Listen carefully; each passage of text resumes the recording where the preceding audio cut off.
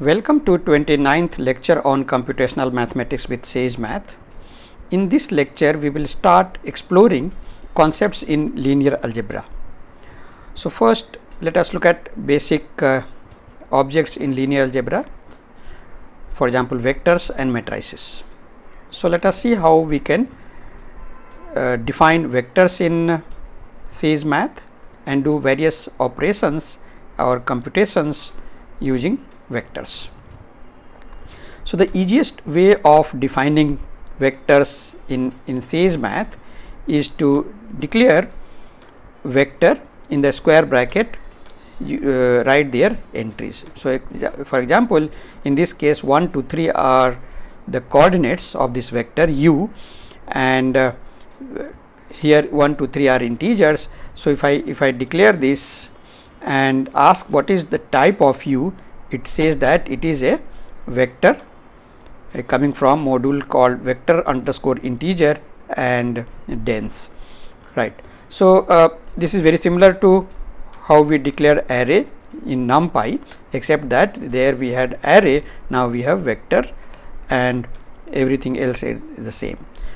You can also mention the domain from which entries are taken. So by default here all these entries are integers, so it says that it is vector integer vectors, right. Next you can declare entries coming from rational numbers, from real numbers, from complex number, even from finite fields. So several options are there in order to give the domain from which the entries are defined for any vector, right. So these are, for example, if I ask, we have declared u5 as vector over finite field fp5. So this will take all the integers modulo 5. It will give only entries will be integers having entries modulo 5, right. So let us see various operations can be done on vectors. So for example, let us look at three vectors a, b, c. Let us declare these three vectors a, b, c. Again I have not mentioned the domain from which these vectors are taken, and since these are integers it will be vectors over integers. Now first thing you can do is you can plot graph of a vector. So any vector which is declared in 2 and 3 dimensions, you can plot using same plot function. So if I say a dot plot, it will plot vector a. I am mentioning the color red. B dot plot will plot vector b, and c dot plot will plot vector c, and then ask it to show this these three vectors. So when you run this, it will plot graph of these three vectors. You can rotate again and see. So red one is the vector a, green vector b, and blue one is vector c. You can reduce the size of this vector and rotate. Okay, so this is how you can plot graph of any vector and visualize, right. Now suppose you want to do, let us say, scalar multiple of a vector and add to another vector. In particular, you can take any linear combination of vectors. So here we are asking for 2 times a plus 3 times b minus 4 times c, or let us say 2 times a minus 3 times b plus 4 times c. This gives me this vector. So any linear combination, scalar linear combination of vectors can be obtained. Similarly, you can find length of a vector using a function called norm, a method called norm on a vector, right. So a dot norm. So for example, let me first say a dot norm. If you look at the vector a is 1, 2, minus 3. So the norm of this is going to be square root of 1 square plus 2 square plus minus 3 square. So it should come at as square root 14, right. So this is what is called Euclidean norm. So you can even mention inside the bracket 2, that's a Euclidean norm. It's also known as L2 norm, right. If you want to find the numerical values, you know what is to be done, you can say dot n. Similarly, you can find L1 norm, which is actually sum of the modulus of the each entry. This is called L1 norm. So if you in the bracket, if you mention 1, it will give you sum of the mod of each entry or each component. Similarly, you can find what is called sup norm, which is by giving option infinity in the bracket.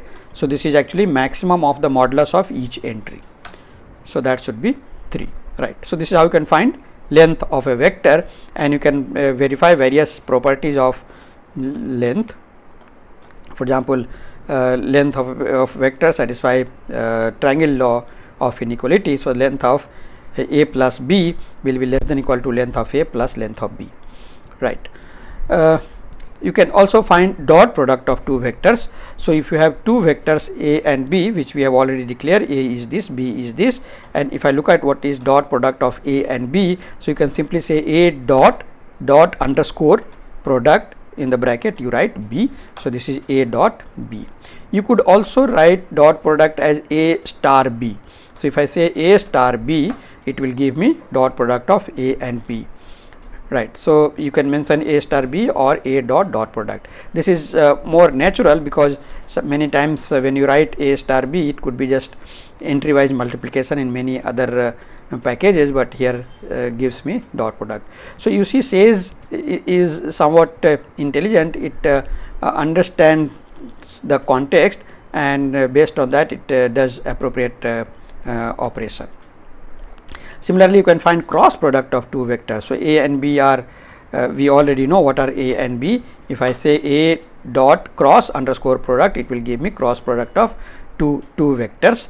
So for example, I am sure you know that if I take cross product of a and b, it is a vector quantity, and it lies along the direction which is perpendicular to a and b, and the direction is given by the right hand thumb rule. So if suppose if I store this cross product in w and check whether w is perpendicular to a or not, the answer should be true. This is perpendicular because this dot product of w with a is 0, and hence w is perpendicular to a. Similarly, you can say w is perpendicular to b. So cross product is perpendicular to a and b. You can again try to plot a, b and c, and then see whether it is perpendicular to the any linear combination of a and b. So for example, let us just look at if I say plot a plus plot b plus plot, let us say w, and let us put this color in red. So color is equal to red, and when you run this, you can see here this somewhat you can rotate in various form, and but a and b are blue in color, and this is the perpendicular to a and b, right. Similarly, you can find out orthogonal projection of a vector onto another vector. So for example, we have declared two vectors a and b, and let us check whether there is some inbuilt function to find orthogonal projection of a onto b or not. So if I say a dot and then press tab, and if you go through this list, just one second, if you go through this list, a dot tab, if you go through this list, you will not find anything which is related to orthogonal projection, but we already know what is orthogonal projection of a onto b, so we can just compute that. So orthogonal projection of a vector a onto b is given by a dot product with b divided by length of b square times b. So it is a parallel to b, and that therefore it will be some constant t times b, and that constant is given by this this scalar, right. But we can declare our own function. So this is the orthogonal projection of a onto b. We can declare our own function. So let us define orthogonal projection of v onto u as what it returns, v dot product with u divided by norm of u square times u. So that's the orthogonal projection of v onto u. And let us now check that suppose if I take orthogonal projection of a onto b and store it in p, and then so this is the orthogonal projection, and suppose if we subtract p from a, p minus a, and how is it related to b? So if you take the dot product of p minus a minus p with b, it should be 0, because this is how actually geometrically you define orthogonal projection of a vector onto another vector. So p, a minus p is perpendicular to b, and in fact using this only you obtain this formula for orthogonal projection, right. So this is a way to verify that p is orthogonal projection of a onto b, right. Similarly, you can define scalar triple product, so you of three vectors a, b, c. So how do I define the scalar triple product of a, b, c? Is take b cross c and take its dot product with a, So let me run this. This gives you 3 minus 3. So and you must have studied some properties of a scalar triple product. So actually it gives you volume of a parallelepiped whose base is b and c, and along a, or volume of a parallelepiped spanned by three vectors a, b and c, right.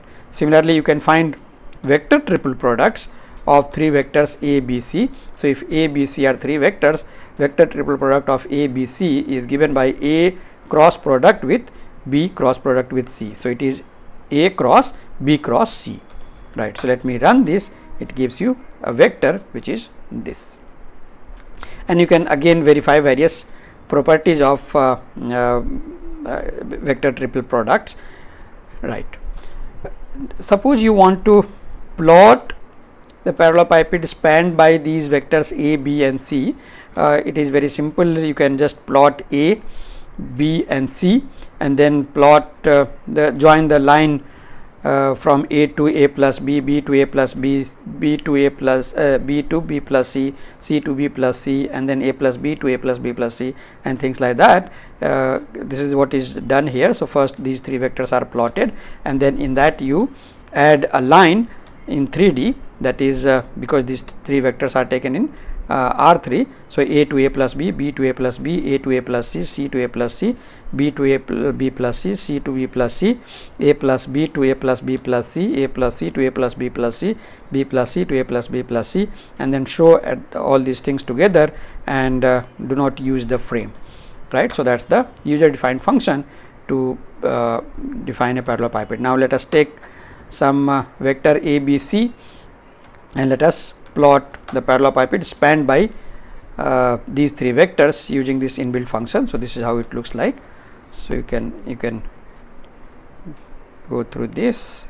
This doesn't look very nice, but yeah. So suppose let me say I have this 2 comma 0 comma 0. This is, let us say, 0 comma 1 comma 2, and this is, let us say, 0 comma 1, or let us say 0 comma 3.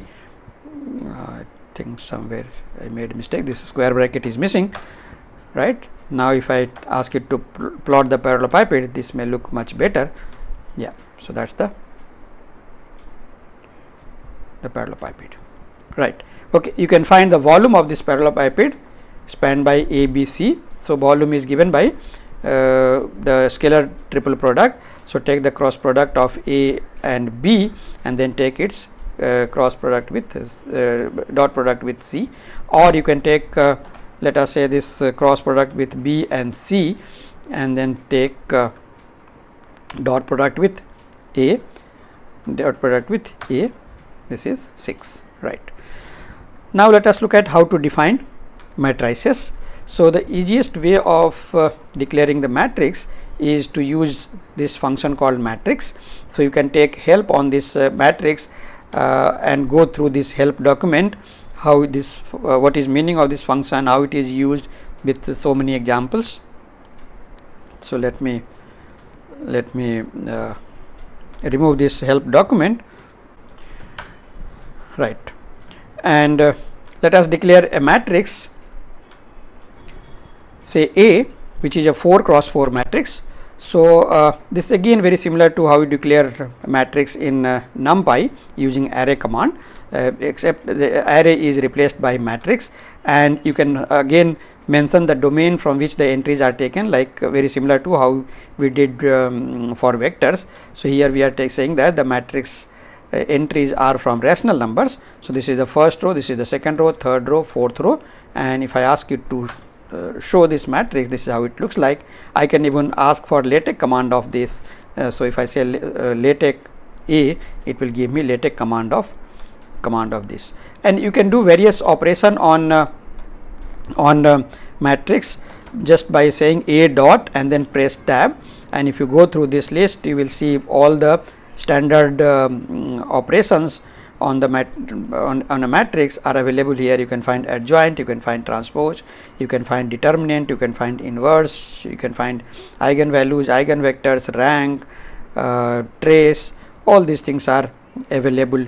So in principle, you don't need to actually remember all these commands because there are just too many, nobody can remember, but dot tab will give you all these methods that can be applied on A. So if I say A dot transpose